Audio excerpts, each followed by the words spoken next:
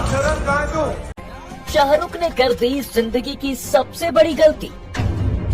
जिस थाली में खाया उसी में किया छेद। एसआरके की उल्टी गिनती शुरू।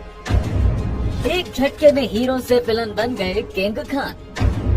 2023 में शाहरुख ने पठान, जवान और टंकी से ऐसा बवाल काटा कि उन्होंने अकेले बॉलीवुड की डूबती नैया को पार लगा दिया। शाहरुख की तीनों ही फिल्मों में जवान सबसे ज्यादा हिट रही, जिसने अकेले 1148.32 करोड़ का बिजनेस किया और किंग खान को एक बार फिर से बॉलीवुड का बादशाह बना दिया। इस फिल्म को साउथ के सबसे बड़े डायरेक्टर्स में से एक अटली ने बनाया था। अटली ने ऐसे वक्त में शाहरुख को अपनी फिल्म में लिया जब कोई भी उनके साथ काम नहीं करना चाहता था, क्योंकि किंग खान एक के बाद एक फ्लॉप फिल्में दे रहे थे और उनकी फिल्म जीरो तो इतनी बड़ी फ्लॉप थी कि इसके बाद शाहरुख ने फिल्में करना ही छोड़ दिया था और उन्होंने अगले 4 साल तक कोई भी फिल्म साइन नहीं की, जबकि अटली ने अपने करियर में सिर्फ 5 फिल्में ही की हैं और सभी हिट थी। शाहरुख अटली के पास तब गए जब उन्हें लगा कि उनका डूबता करियर अटली बचा सकते हैं और ऐसा हुआ भी। 2023 में जवान रिलीज हुई और उसने बॉलीवुड के सारे पुराने रिकॉर्ड तोड़ डाले और इसके बाद से ही शाहरुख एक बार फिर अटली के साथ काम करने में लगे हुए हैं, क्योंकि उन्हें पता है कि उनके करियर को अब साउथ के डायरेक्टर्स ही बचाए रख सकते हैं। बॉलीवुड वाले फिल्मों के नाम पर जो बनाते हैं उनसे उनका करियर नहीं बचा रह सकता। पर इसके बाद भी शाहरुख ने ऐसा कुछ कर दिया, अब उनकी उल्टी गिनती शुरू हो गई है और उनके करियर को शायद ही कोई बचा सकता है, क्योंकि खुद को सेक्युलरिस्ट बताने वाले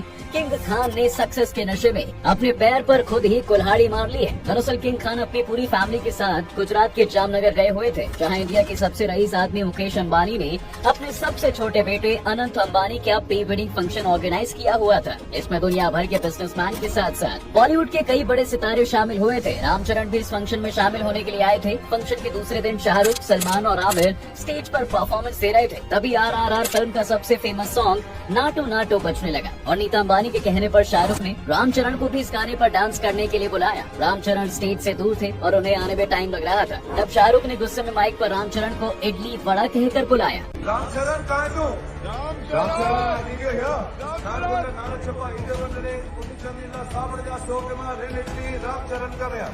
इसके बाद रामचरण स्टेज पर जल्दी से पहुंचे और उन्होंने नाटू नाटू गाने पर डांस भी किया। पर अब फंक्शन में शाहरुख के बिहेवियर को लेकर सवाल उठाया जा रहा है और रामचरण के फैंस सोशल मीडिया पर पोस्ट डाल कर SRK पर अपना गुस्सा निकाल रहे हैं कि उन्होंने कैसे साउथ के इतने बड़े स्टार पर रेसिस्ट कमेंट किया।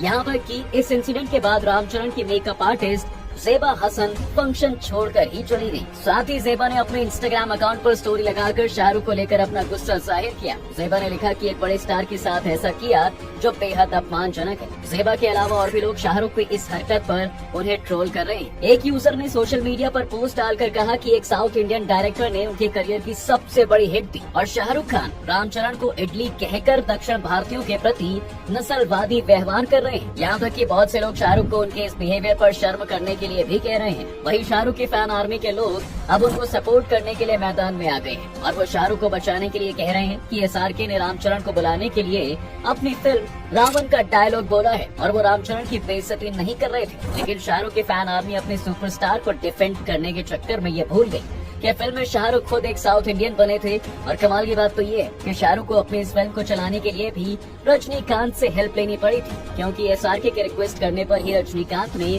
फिल्म में कैमियो किया था। फिल्म में इडली वड़ा को लेकर सिर्फ एक डायलॉग था जो कहीं से भी वैसा नहीं था जैसा शाहरुख ने रामचरण के लिए यूज किया है। इसलिए लोगों को लगा कि किंग खान ने मजाक में ही सही पर साउथ इंडियंस पर रेसिस्ट कमेंट तो किया है। आपको क्या लगता है, शाहरुख ने रामचरण के साथ ऐसा जानबूझकर किया या उनसे गलती हो गई?